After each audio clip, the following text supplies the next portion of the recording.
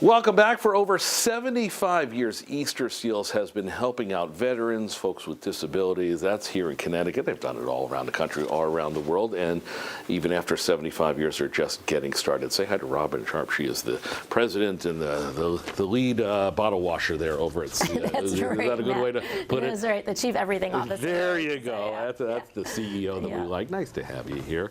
And it's funny because, thinking about this earlier, getting ready for this interview, I went, Easterseals. Everyone knows the name, but I would bet it's a little harder sometimes to go, okay, so what do they do? That's exactly right. Yeah. And even when I was called for the interview for Easterseals, it felt like, oh, Easterseals, everyone has a good feeling about the name, right? We all remember the little seals, the stickers that would come in the envelopes at, around Easter time. And nobody knows what we do right now. And I want to say that we are an extremely relevant, critically important organization. Of course you are. In the state of Connecticut, serving people with disabilities, serving seniors, serving veterans. Yeah, but groups that really, no matter how much you think, oh, they're getting the help, the support they need, it's never enough. It's interesting to me, a staggering statistic about our veterans, too, is that they're 6 times more likely to die by suicide than in combat. And I think a lot of times we all believe that our service members come out of the military with all kinds of services and benefits. And unfortunately, it's just not the case. And we as a country need to do better. And we've realized that we need to do better. Has the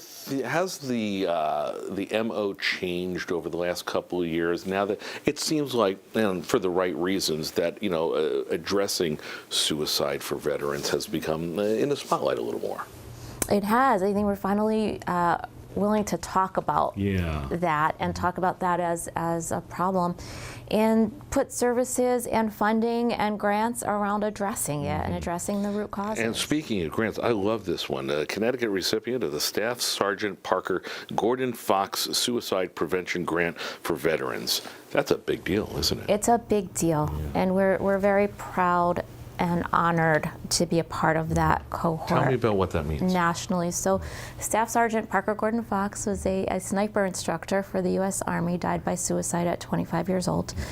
And his family, I believe, advocated at the federal VA that more services needed and more attention needed to be put with this, and the VA listened, and they created a grant. So it's been in pilot phase for 3 years, and now entering its 4th year. And lest you don't know at home, the money goes to really good things. Not just handing the money out. This is going to helping develop skills, businesses, and the like to help folks like veterans and folks with disabilities get on their feet. Yes, we are helping to connect people with the VA services and the benefits that they need in order to be successful. We also do job training. We have a food pantry. Some of this is funded by other means in addition to the SSG Fox grant. Sure.